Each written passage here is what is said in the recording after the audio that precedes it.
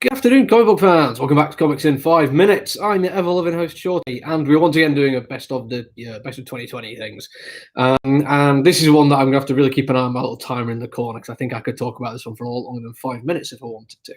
To start with, I've got to say a big thank you to Kay Morton. Without her, I would never have picked this up. It's not that I don't get Vault comics in. I do. Quite a lot of them, in fact. But this one, she just mentioned it in passing, and it sounded like something that I would quite enjoy. So, like, yeah, I'm actually going to give this one a proper look. And it was a week when a bunch of stuff came out, and it could have been missed, but it wasn't. I read it, and I absolutely fell in love very, very quickly.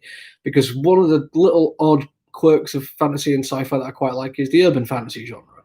Not to say all of it, but think like Neil Gaiman's Neverwhere, China Marvel's Unlondon, and the Rivers of London series, that kind of thing really grabs hold of me, and I really like that kind of stuff.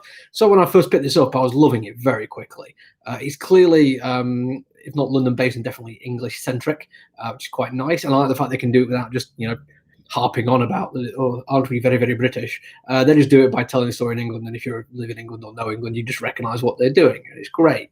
And what they're doing is basically telling a story of supernatural private detective. Not entirely sure that's a thing we would have in the UK, but something very similar to that anyway. A consulting detective would be the Sherlock Holmesian version of it.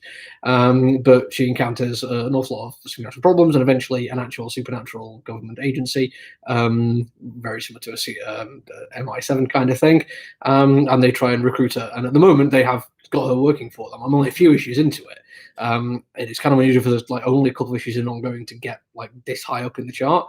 In fact, the only reason it isn't higher, I'll say, is because there's a whole bunch of like absolutely amazing stuff out there. So straight off the bat, I like the story and I like the world. And it does world building in a very, very cool way. In just a few issues you've got flashbacks and foreshadowing and a whole bunch of just like arcane stuff dropped in there about who people are and how the world works and how the spells are cast and the various players on the supernatural stage. But it does it in such a way that doesn't feel like it's just overflowing with exposition. It's all done as part of storytelling trick rather than just, and here we find out about the magical MI6 or 7, whichever one I said earlier.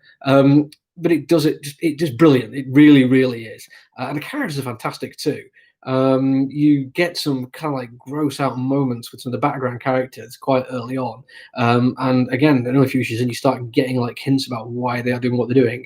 Still no like really solid full stories. In fact, the main character, the main protagonist, she's the one that like is the consulting detective, and she has a whole bunch of history going on that you don't really find out much about. But she's also got a friend who's a rat that she talks to who's just amazing. Like, I think that was the point when I thought, I think I'm going to not just, oh, this is good, but I'm going to like this. Because sometimes I can look at a comic book and because this is my job, I run this comic book store that I'm in right now, and I've been reading comics since I was a kid. Quite often I can look at something and just from a purely abstract point of view say, this is a good comic book. Like, it does interesting things with form. The coloring's fantastic. I like the way the dialogue flows, and it's got a brilliant arc for a character. But it doesn't necessarily mean I'm going to pick it up and get it every month, because some stuff is just great, but it's not for me. Same with music. I happen to think Fatboy Slim was an excellent DJ, really good at what he did. I prefer really heavy black metal, so I didn't really go for it. But this is something which is aimed, if not squarely at me, it felt very, very close to my feet. And the more I read it, the more I loved about it. Because not only do we get excellent growth of character and growth of world, brilliant storytelling tropes and devices that run all the way through it, it is one of the best looking comic books I'm reading at the moment. We're going to get to some stuff like later on in this little best of the year thing where I'm talking about artists where I've picked up some because an artist was involved and they've done an absolutely immaculate job. But this one, I wasn't expecting it to be as good looking as it was. The first issue had some great moments in there, and there were some great gory scenes and action sequences, and a really nice character design detail is in there, like absolutely. But you get like, I think it's third issue, you suddenly see some actual full-on demonic splash page stuff, and I was blown away by it. I think I was already angling it towards being like a potential best of the year after just 2 issues because it was so good. But then it was the artwork suddenly just. I mean, I don't know if I want to say notched up again because it's not like it was bad throughout, but it was never really given a chance to shine in the way it eventually did. And now every issue seems to have these amazing set pieces with huge angelic or demonic or some other supernatural force going on there, and the level of detail, the care they put into it is just phenomenal. If you are a fan of any kind of urban fantasy, you absolutely need to check it out.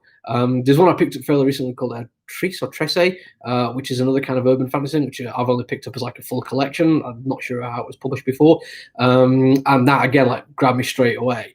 But there's something very special about something which can do the humor of it, the characters, the world building, and they are all in one complete, insanely good package.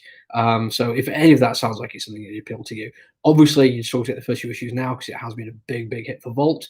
But the moment you see a trade paperback, pick it up. You are not going to be disappointed. Anyway, I've only gone a little bit over today. I'll be back tomorrow with another review and another best of. So take it easy. Bye.